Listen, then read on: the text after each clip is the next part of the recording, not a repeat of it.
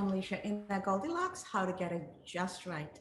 Thank you so much for joining us on another episode where we are going to have some exciting and insightful conversations with our special guest and our live audience. I cannot tell you how honored and happy I am to be spending another hour with you. As we get started, let's take a moment, let's take a step back and think about what is Goldilocks symbolizing and what does unleashing your inner Goldilocks means. To me, Goldilocks is that young girl who knows exactly what she wants out of life at that moment.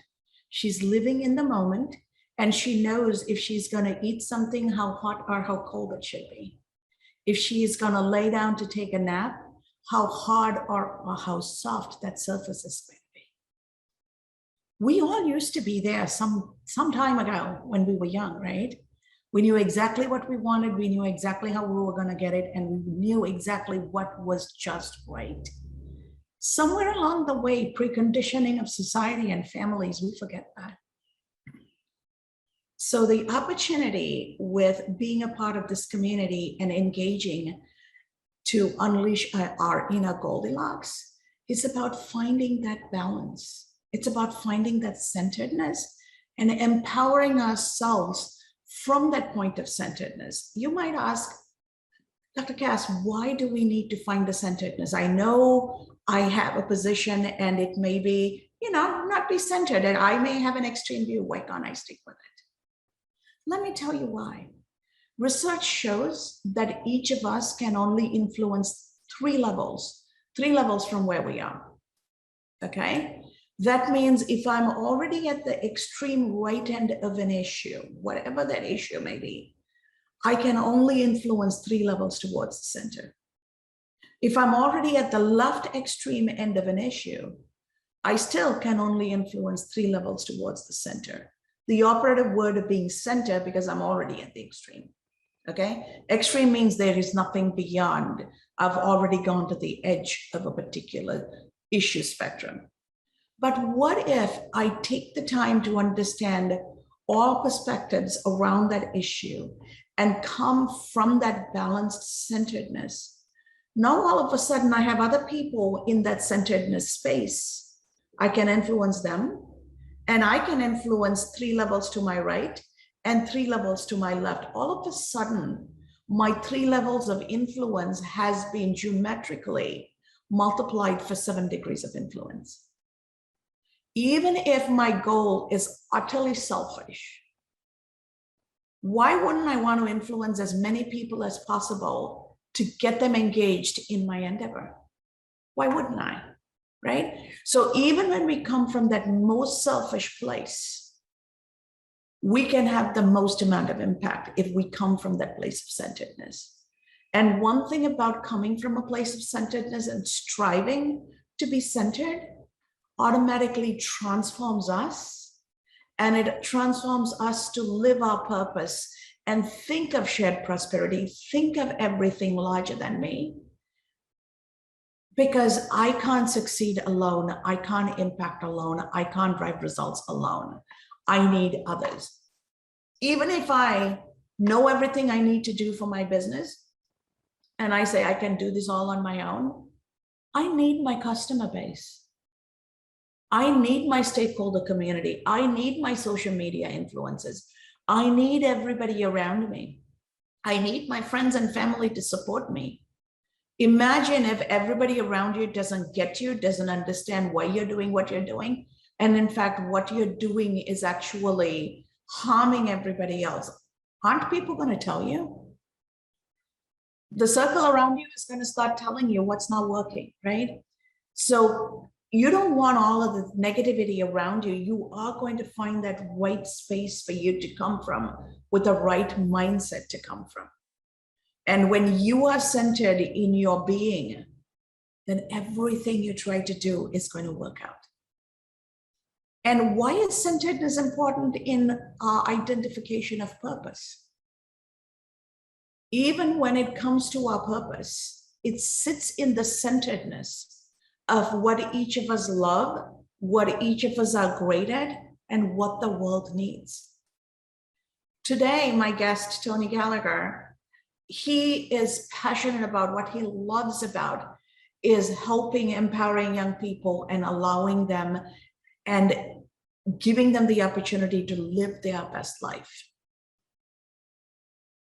And he is, as much as he loves it, if he's not great at it, he's not going to be able to serve the community. And if the world doesn't need it, there is no market for it, right? Now, he's taken his love and his passion and applied it to his skills. And not only is he great at it, he's figured out a way to take it to the world in a way that it's meaningful to them and they need it. So he is able to work with park districts and school districts and parents and hone that skill he has, what he's great at, and go to the world through the avenues that he is going to make an impact and take what he loves and makes it an opportunity for everybody. So I give you this as an example of a microcosm for you to start thinking about how being centered allows you to find your purpose and live your purpose, keeping in mind your purpose is at the centeredness of what you love, what you're great at, and what the world needs. If you are not at that centeredness, something is not going to click. If you're great at something and the world needs, but you don't love it, it's going to show that you're not hard. Your heart is not in it, right? And everybody who engages with you is going to understand that you're not committed to this. If you love it and the world needs it, but you're not great at it, somebody else is going to do it better than you, and therefore you cannot economically prosper doing this. If you love it and you're great at it, but the world doesn't need it, there is no market for it. Therein lies the trick of finding that centeredness. And as you find your centeredness and as you get centered in today's topic, today we are going to be talking about how do we groom the next generation of champions, right? And as we think about that, imagine how everybody is carrying baggages regardless of our age. 70 to 75% of children finish the sentence, I am, with a negative phrase. I am fat, I am ugly, I am stupid. Why are children finishing their sentences that way? Adults around them are telling them things that they are internalizing and believing.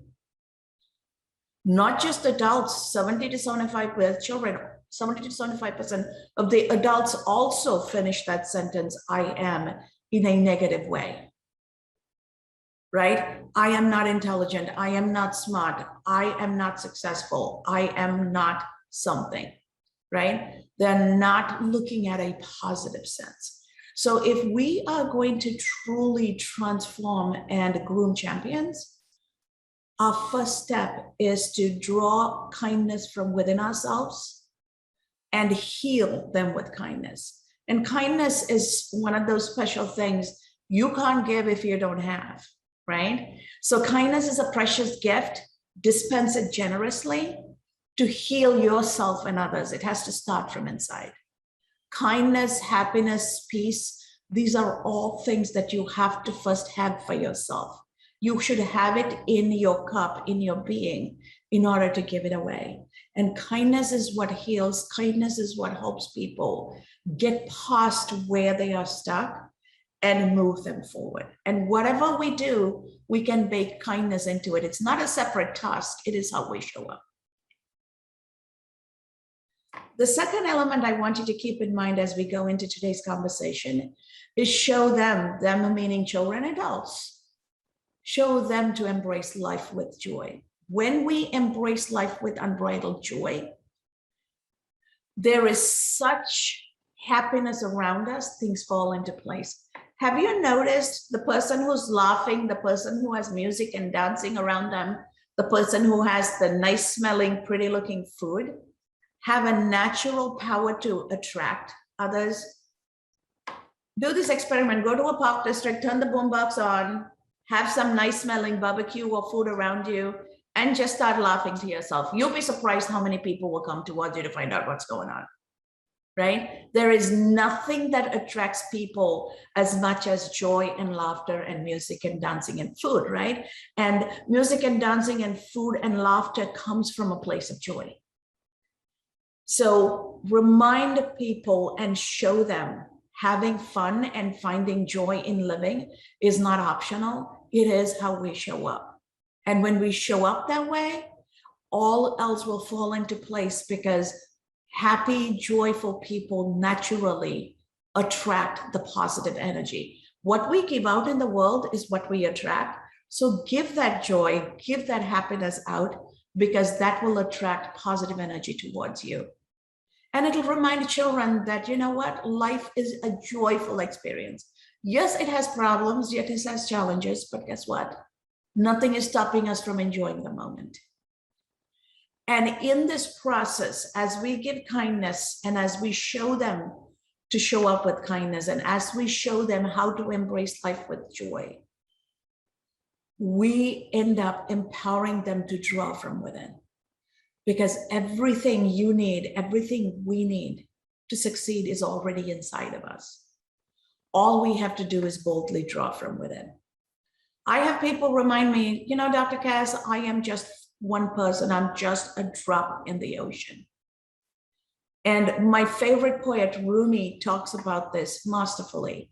And I quote him when I talk to people who have this notion. I say, you know what, you might think that you're just a drop in the ocean, but what if you shift your perspective slightly and think about the fact that you're the entire ocean in a drop? Think about that. You're not a drop in the ocean, but you're the entire ocean in a drop.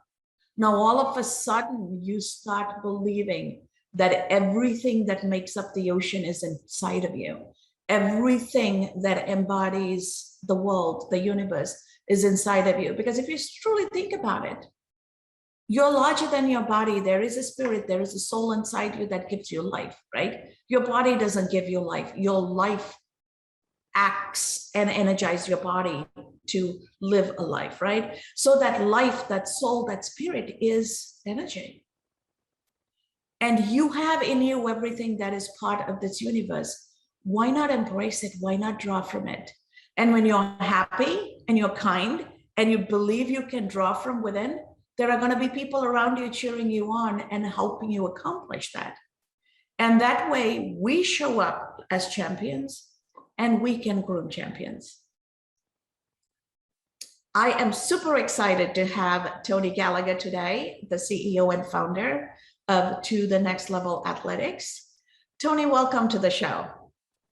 Good morning, and pleasure to be here, Dr. Cass. Thanks for having me. My honor.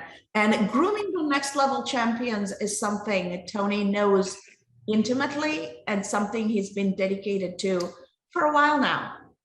He's not only the founder and CEO of the Next Level Athletics, he is focusing on empowering children through sports. And think of sports as larger than being a professional athlete. He embraces the value of visualizing, energizing, and maximizing in order to lift children up and giving them a supportive environment as a coach and a mentor, as well as partner with the parents and school districts and park districts, so that he truly can make a space for the children better than we found it when we were children, right? That's what we all aspire to. We want to make a corner of our world better than we found it. And he has 15 plus years of experience in volunteering park districts across the Chicagoland area. He's developed various programs. And what I love about Tony is not only is he giving this as a service and this is his purpose in life, he's also bringing young people along in the journey to groom them to be able to do this for themselves, right? He's coming to us from Chicago in the United States. And as you can see, he is loved by the young people he serves. So Tony, as we get started, let's take a moment and have you explain to us what got you started. What got you down this path? Because this is not a normal career path young people grow up wanting to be in. I got started being a regular parent, basically, coaching my own kid, in basketball, baseball, all the sports growing up, and over the years, it kind of just developed into a passion and love for all the kids. It's just something that I really like doing and I have a passion for, like you said. As the time grew on and time passed, that passion turned into the business and to the next level, and starting to develop the kids, mentor kids, to where they're not only flourishing in athletics, but understanding some life goals and aspirations, and trying to build them to get to that point. As time has passed, we've opened up a facility, an athletic center, which has given me the opportunity to reach and work with more families, disadvantaged families. I have a big heart for disadvantaged families, single parent homes, and so forth, that may have a little more obstacles and ups and downs in life, and help them cope with it and get through it. Let them see that there's ways to handle things, ways not to handle things, too. I've learned, unfortunately, by my own mistakes. Everyone makes them, Oh, so we got to learn from them and not keep them making the same mistakes over and over, right?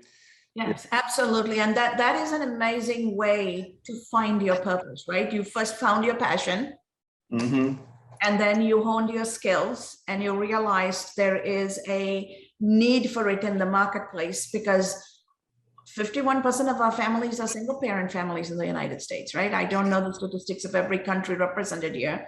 We have Sri Lanka, Belize, United States here on the live show, but we don't know the statistics. And even if both parents are there today, they're busy working, they're busy trying to make ends meet, they're busy trying to navigate COVID, right? There needs to be other people who are surrounding the families and providing those support structures. And you have found your calling, your purpose in bringing those three elements together, right? What you love, what you're great at, and what the community needs.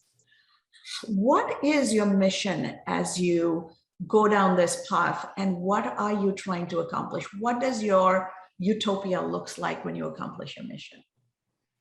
Well, to continue building the kids' egos or their self-esteem, their confidence, by athletics. And not only that, it's more or less not just the kids, it's the families, the parents as well.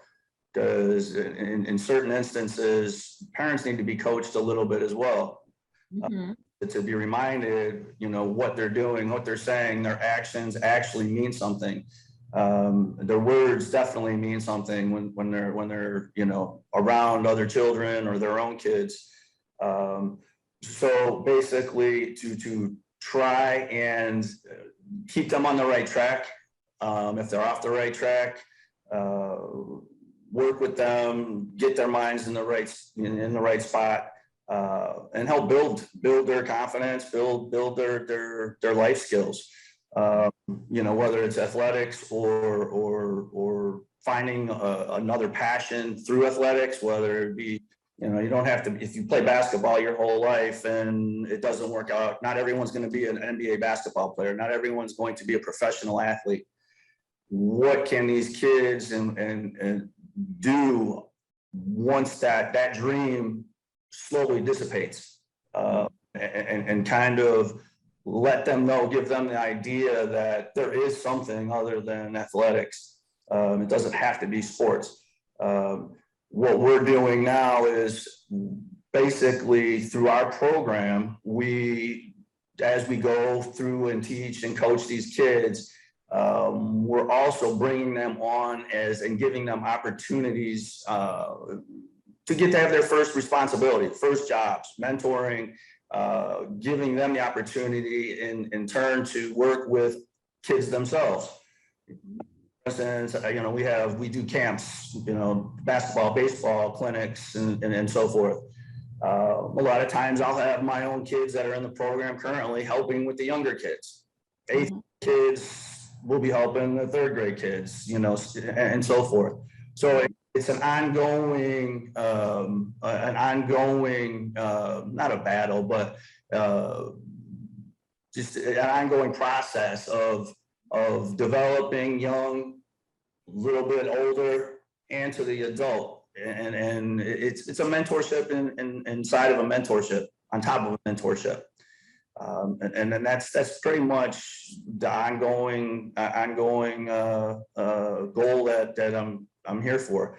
That's, you mentioned purpose earlier. That's my purpose. Everyone needs to find their purpose in life.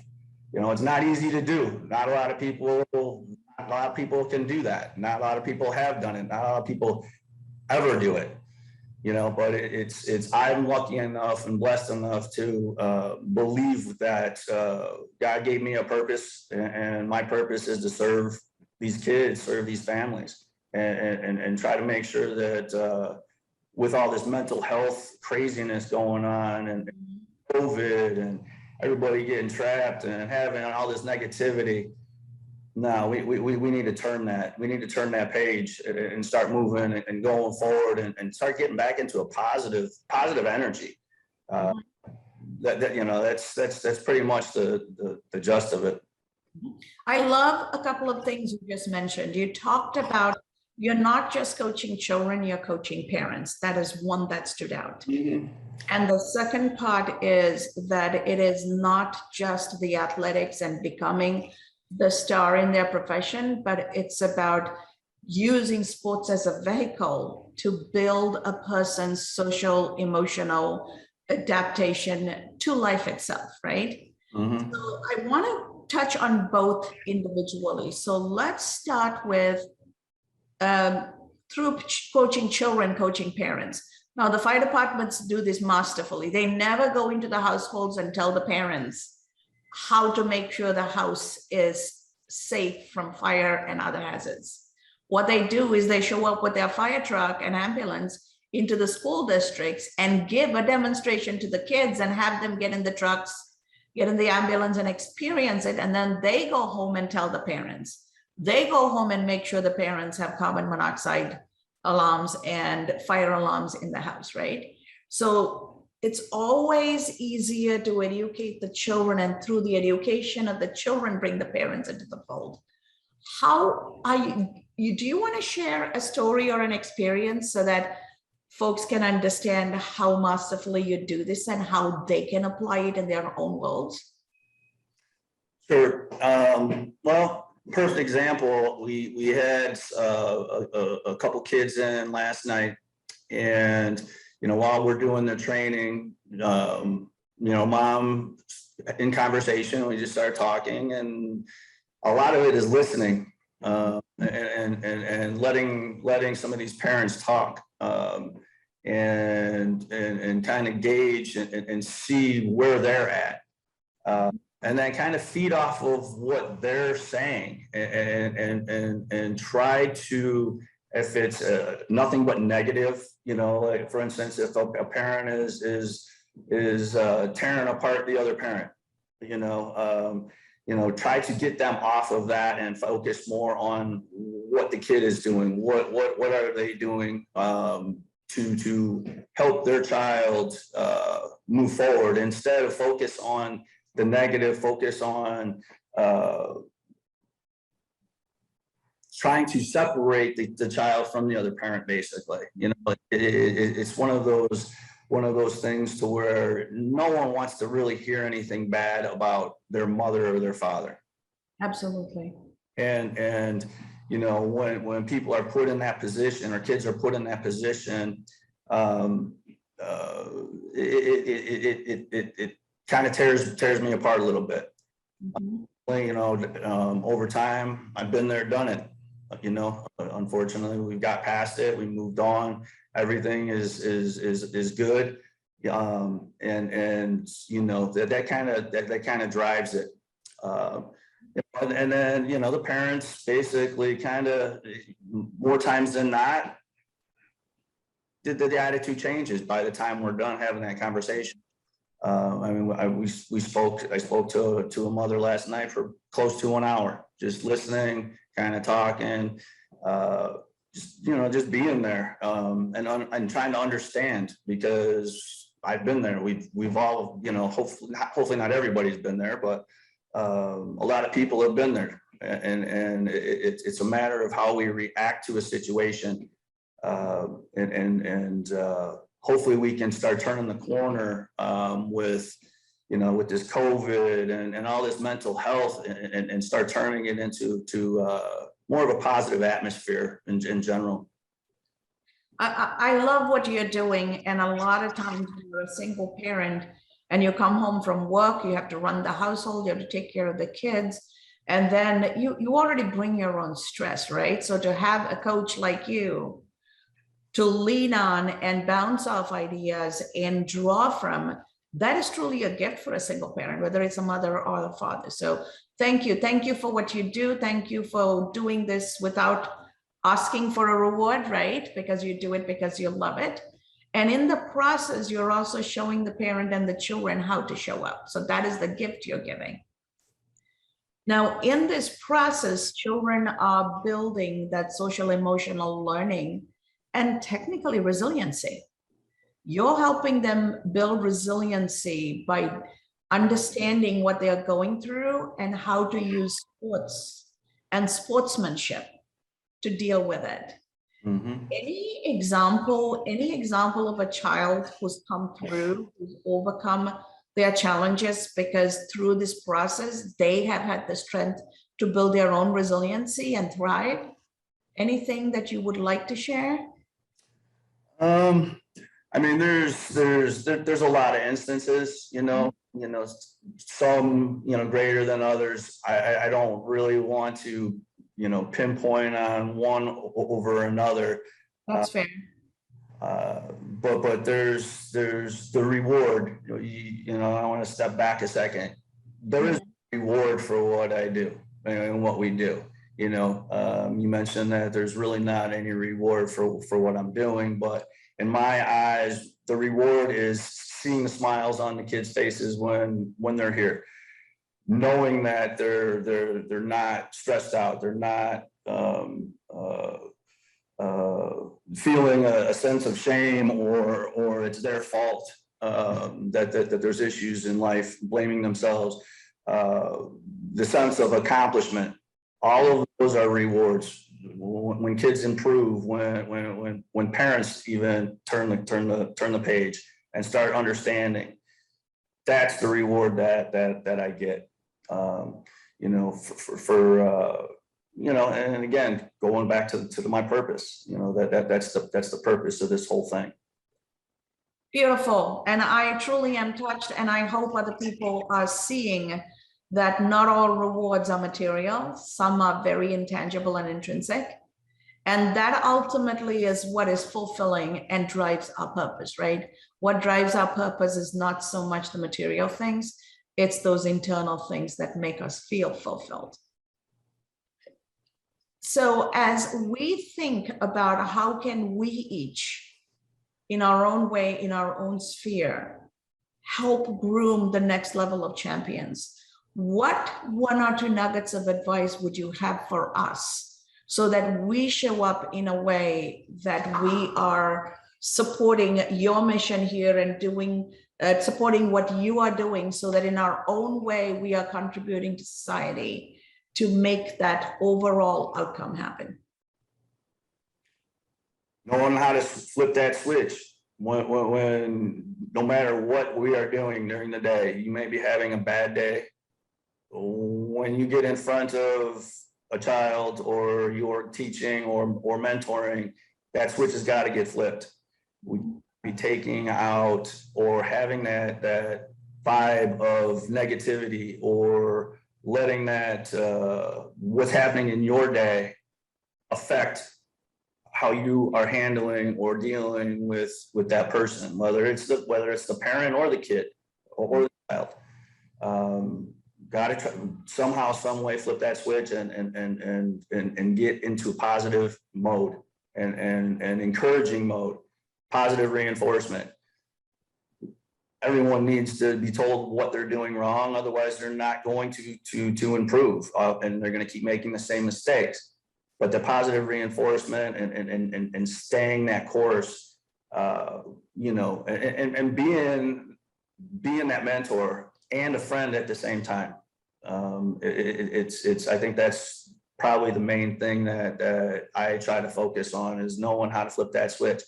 And to be honest, once I get to a point, I'm to a point, the kids help me flip that switch once a year. It's like a vacation for me. You know, if I'm having a bad day, I get out in that gym, I start coaching, all goes away. It all goes away, and it changes the whole attitude and aura of that day. So yeah, I mean, that would probably be the main thing, is keeping the mindset positive, encouraging, and do a lot of positive reinforcement. That is a very, very important nugget for us all to take, flipping the switch, right? And a lot of times what happens is we behave a certain way at work, and we come home, and that's where we let our hair down. Mm-hmm. And that's where we choose not to flip the switch, right? Because this is where our safe space is. This is where we can be ourselves. So when parents say, I'm a single parent and I have a very stressful job, all the things I have to handle societally, at work, I come home and then I have to flip the switch. Where do I go to be myself? And how can parents like that? Because I know you've been there, you've mentioned that you've come through this yourself as a personal experience.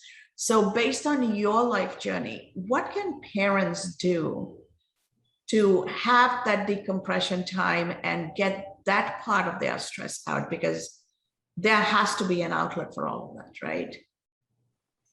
Yeah, and there's times where I'm still searching for that.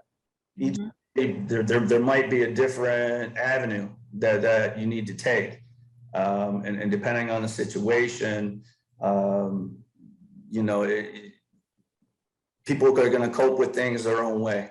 You know, me personally, I'm a workaholic. I work and coach and work and coach and start over the next day. You know, it's but that's me. You know, the keep that mind busy, keeping that mind fresh, and again in a positive aspect, and trying to maintain that. That's insightful. For me, the place I go to is gardening or cooking. Food. I garden for flowers and food, right? Because it has to look pretty and it has to taste good. So those are my two requirements when I do gardening. And then I go from garden to table, I cook. And for me, food is my happy place. And when I'm cooking, I'm thinking about all the people I'm cooking for. And then when they sit and eat, and most of the time people come to my place to eat with empty boxes so that they can take the leftover home, right? So that's a joyous feeling that people actually love my food. So to me, I have developed the art of food and cooking and being around food as my coping mechanism. So I'm not a stress eater, but I'm a stress cooker, if that makes sense, which is a healthier habit. And I do know that people use workout and exercise as a stress reliever. And one of the things that has worked for me also is keeping a gratitude journal. Gratitude has a way of flipping our brain and our emotional state of being to something positive. And over the years, what I have learned is, even when I'm having a bad day, to write down what am I grateful for because that bad day happened, because that bad thing happened. And it allows me to see my glass as half full. So just throwing it out there for audience, if you are looking for coping mechanisms, there are different things that work for different people. Gratitude is the universal serotonin. So actually the research shows that if we can embrace gratitude in the most difficult of circumstances, it gives us a high as a cocaine dose, without any of the lasting negative impact to the body.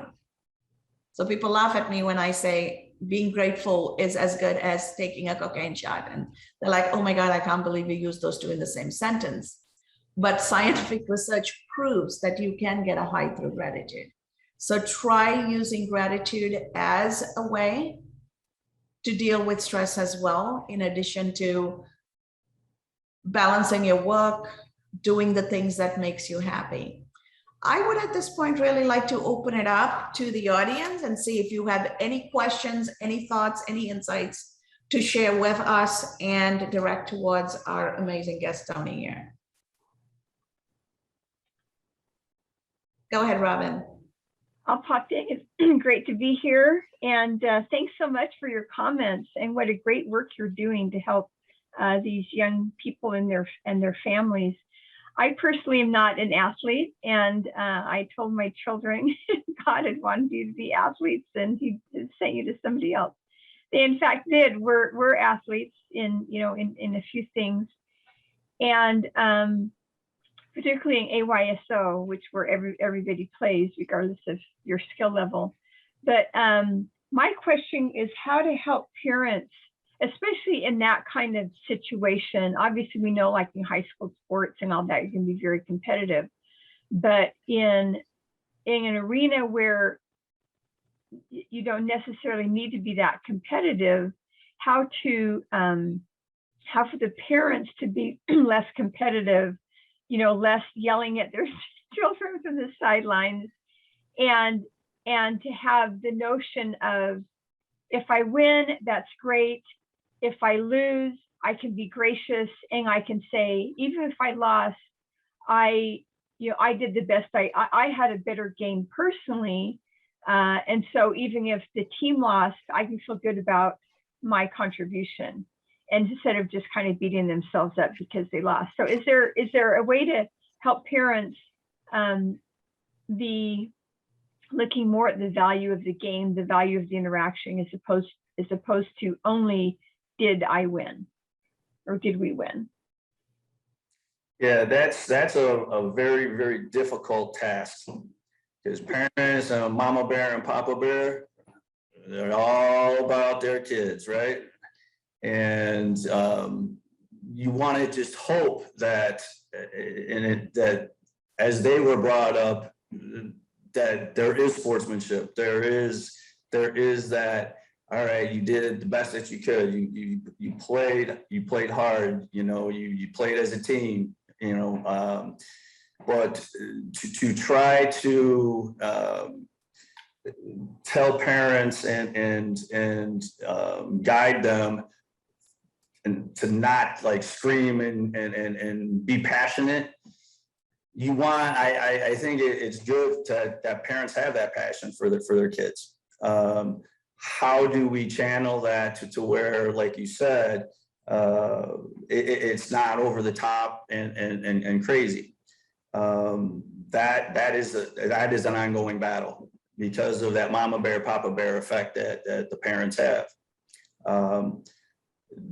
I don't necessarily know if I have the answer for that. It's probably a matter of individual basis and situations,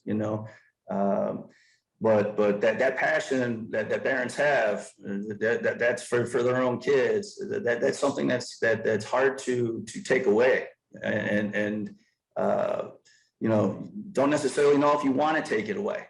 If it gets over the top, then that's when we need to try to figure out, okay, how do we do this? Do we handle this?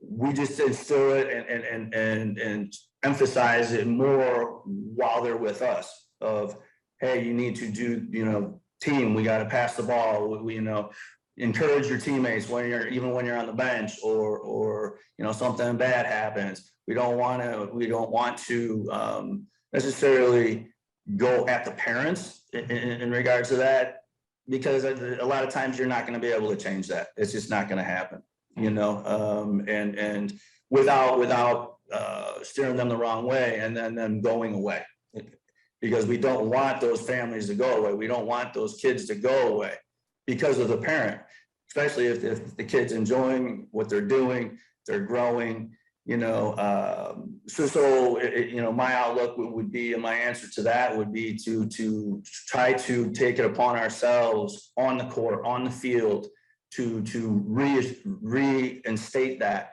and establish it, in our own way, and make sure that they understand that. Because again, parents are going to be parents, and that passion as a parent, it's very difficult to take away. Great. Yeah, definitely. Very good answer. Thank you. The answer is there is no answer, but you just do your best by modeling. You do your best by modeling good behavior and helping the kids while they're on the field. And excellent. Yeah. Absolutely. Very insightful question as always, Robin. Thank you for asking it. And I love how you handled the guidance, Tony, because you really don't want to stop the parents from pushing their child, but only if they are pushing in a really harmful way, then that needs to be addressed differently. But ultimately, it's about influencing the child and letting the child see the benefits of straddling the middle ground, right? You want them to have that passion and that drive to succeed, but you don't want them to have the drive to succeed at all costs, because some costs are too high to pay, right? And so as a coach, that is what you're reminding them of through your model behavior. Thank you so much. And yes, Mark, I know you have a question, so go ahead. Yeah, so hi, Tony. Thanks for being here today. Great listening to you talk with Dr. Cass this morning. So I have a question for you because I taught for over 30 years, and I cannot tell you seriously how many of my students had one plan, either to be a professional rapper or professional athlete. And the backup plan was either to be a rapper or a professional athlete. So I think you offer so much more, and you know that athletics is so much more than athletics. You spoke to Robin's question about teamwork and working together. And it's so much more than just winning. I was at camps for many years, and I consulted at camps, and many of them had started to have games where there was no scorekeeping, which of course, for my generation, we're not used to that. It's win, win, win. But I want to talk about, I think it looks like you've brought the next level to the next level, because beyond what you're doing now, it looks a little bit like there's some internships and work prospects and things there. What's that about? I wanted to get a little more information about those possibilities. I'm sorry, can you repeat that? Yeah, it looks like there's internships and different work things going on. And how does that work? How does that include the kids and or the parents? Okay. Yeah. No. Well, as we go through the system, and the kids have, come through our camps, and as they grow older, we basically are just giving them the opportunities to work the camps, to work concession stand, to work scores tables. We have what I'm trying to get going is more of an internship to where, we can do photography, we can do journalism, you can be a sports reporter, stuff like that, to give them different types of options. We have games, we have teams, basketball teams, baseball teams, to where, there's a lot of different other opportunities other than actually just playing. So trying to give them, not only while they're playing and still participating, trying to reach that goal of being a professional player or rapper or whatever it may be. Just other insights, other avenues of that they kind of can and feed off of, because they're already interested, if that makes sense. Heck, you know what? I would, if I didn't make it in, as an NBA player, why not try to be a photographer? Be front row center, taking pictures, being able to be with the athletes, being with the musicians, whatever it may be. So there's just a lot of different angles, and it's kind of on a individual basis too, depending on who that person is and what their upbringing is, what their situation is how we go about handling it. Excellent. Well, thank you. Thanks for all you do. I appreciate that response. Thank you. Excellent question, Mark. It is amazing.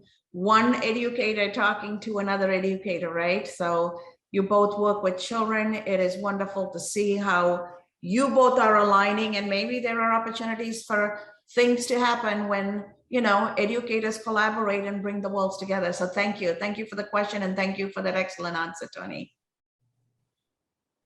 Okay, Monique, do you have a question, my dear? Want to give everybody the opportunity? Hi, good morning, Dr. Cass. Tony, thank you very much for your insight. My question is, I'm not athletic like Robin had mentioned. I wish I was. That wasn't something that I cultivated as a kid growing up. But from your experience with coaching kids, what routines or habits do you see transition into adulthood that better poises them for their future?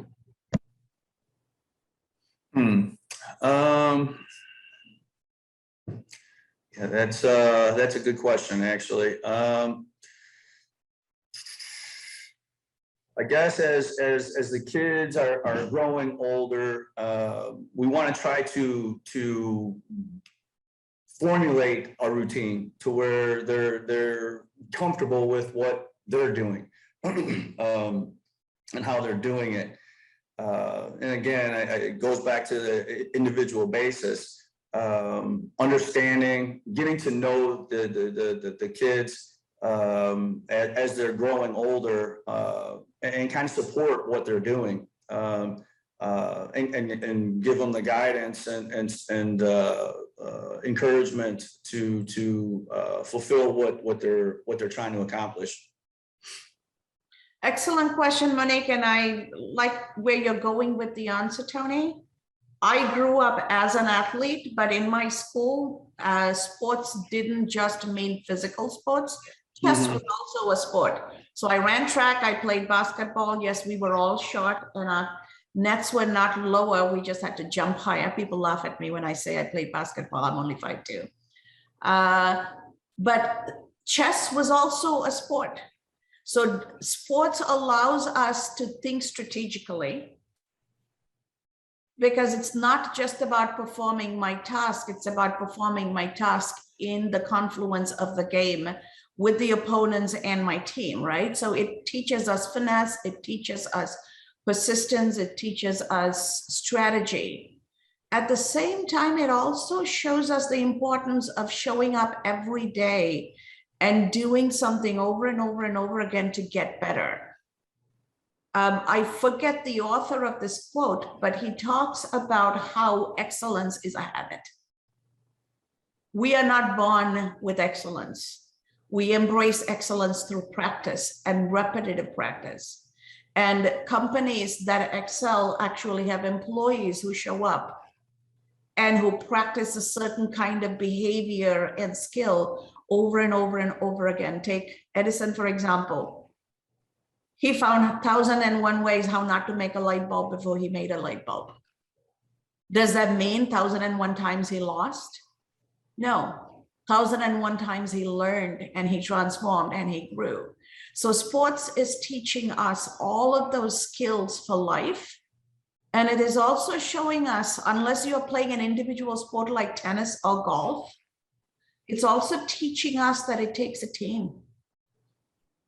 Even in golf, you need a caddy, right? Your game is only as good as the caddy because the caddy is going to give you the clubs, right? So we can find reasons why we need other people through sports. We need people to cheer us on, if nothing else. And so to me, growing up, sports taught me resiliency. Sports taught me that life is more than winning or losing. It's about showing up and playing my heart out. And I have seen successful coaches tell the people who are going to play the game, whether they're young people or older people, whether they are professional athletes, they don't say, go win this game. They say, go play your heart out. When you play your heart out, everything else falls into place. And coaches who push the win end up cheating, right? And they end up teaching the players how to cheat. We don't want that, right? That's not good for life. And a lot of employers look for people who have played sports to hire because they inherently know how to be a part of a team. They know that not every game you show up, you're going to win. They know to cope. They know to cope with a loss. They know to cope with disappointment. They have built-in resiliency through sports. So those are some of the things I would think of, Monique, as we start thinking of how does sports, and sports is not just physical activity, including chess, how do sports help us build sportsmanship, and how does that allow us to show up in life? But excellent question. Thank you. Thank you, Tony, and thank you, Dr. Cass. I really appreciated that response. Welcome. Anybody else? I'm going to see if we have any questions here online. Yes, we have Rohan and Dana here. Dana is a Montessori school teacher. She teaches young people and she uses the Montessori method. And I would love to hear her thoughts, and she's joining us from Sri Lanka. So Dana, what thoughts are coming through your mind as a teacher? And you're also a coach, you coach swimming. And your dad is here with you, who was your swimming coach. And Yes. I think one of you are going to teach me to swim. You're going to be my coach when I come home to Sri Lanka. But as a fellow coach, what thoughts both of you have or questions you have for Tony? Because I think culturally different places, but professionally the same world. I would love to hear your thoughts. Yes, and would love to see you all after a long time. I'm so happy to see you all again. Thank you. Good to see you. Yes, and in my thoughts, like when you are teaching sports to a child, they build up their personality, especially their confidence. And as a Montessori teacher and as a swimming coach, I mostly see when a child grows up, when they are becoming adults, their confidence is really important when like taking their life decisions and to mold their life and to their all around success through from life. I mean, the confidence is really important. Like when you're teaching kids swimming, it helps them to build up the confidence within themselves. Thank you. And that is such an important point. And how are you seeing that transpire, Tony? And I agree with that 100%. Just building up confidence and feeding off of what is working and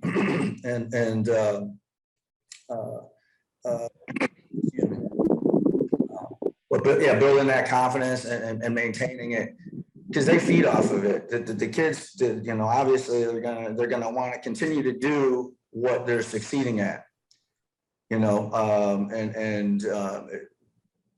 that can lead to more than just the sports. Again, schoolwork. You tie it into the classroom, for instance. You succeed in. You kind of direct the practices like going to school and studying, building that confidence in life, in all aspects is so important. So I second that 100%. Thank you so much, Dana, for that insight. And only a coach to a coach can have that conversation and the joy of building that confidence from that young age and watch it blossom, right? Nothing more proudful, prideful than watching young children go out and do their thing. But thank you, and wonderful to see both of you here. Do you have any thoughts you want to add, Rohan? Yes, yeah. I'm also have been coaching for the last 36 years, and I coach basically teenagers, that type of children, and I really impart confidence into them so they can face life better. Because swimming is a bit of a fearful experience for most of them. So I get them over the fear, and once they are over the fear, they become nice personalities. They're so confident, they're go-getters, they plan their life and all that. Swimming imparts a lot. So I'm very happy. My children have become now scientists, pilots, and all that type of people, because I've been teaching for the last 36 years. Doctors. So they really love me. So that's where the sports comes in. And I love what you shared, Rohan, because being a coach is also helping children get over fear, right? I Yeah. can't run fast enough. I can't kick the ball hard enough. I can't shoot high enough. I can't get in the water without drowning. All of these fears you are actually helping deal with. And that is an amazing thing because ultimately through coaching, you're helping them build resiliency. Yes. Yeah. Thank you so much. And so as we bring this conversation to a close, Tony, what is one word of advice you would have for all of us? We're all children, right? We're all children of different ages.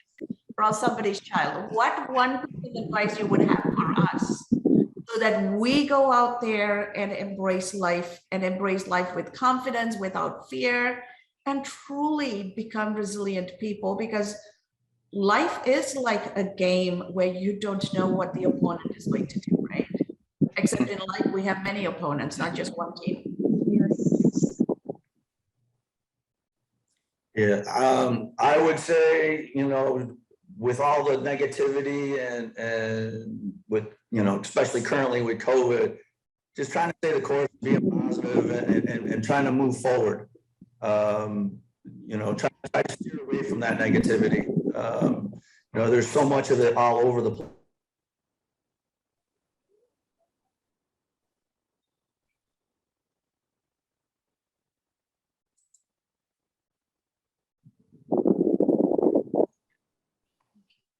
Sorry about that. I got muted there. But yeah, no, basically just try to stay the course on positivity and reinforcing that confidence and building that self-esteem, steering away from depression and to maintain that every day to move forward and get to the end goal. Beautiful. And that is such an important life lesson for all of us. So you heard that from Coach Tony, right? Stay positive. Don't let negativity suck us in because there is enough of that around us. And if we are positive and if we are embracing that positive energy, then that energy will attract other positive things towards us. Thank you so much, Tony. It has been such an honor to have this conversation with you, with a global audience who have all benefited and who have all contributed to this. So I cannot thank you enough. And super excited to have the opportunity to share you with the world. Thank you. Thank you for having me. Thank you. So as we bring this program to an end, I really would like for you to start thinking about what other topics you want to talk about, where we can help shape your journey, and how we can add value to you. And as we have talked today, embrace kindness, show up with joy, be that bundle of positive energy and attract the positivity around you so that you can live your purpose and in that process be fulfilled and help others fulfill their purpose. It has been such an exciting conversation, and I know you're going to take these lessons to heart. Your day to day. Remember, every human interaction is your opportunity for transformation. So go out there and transform lives in your chosen fields with your chosen profession. And in that process, please don't forget to transform yourself.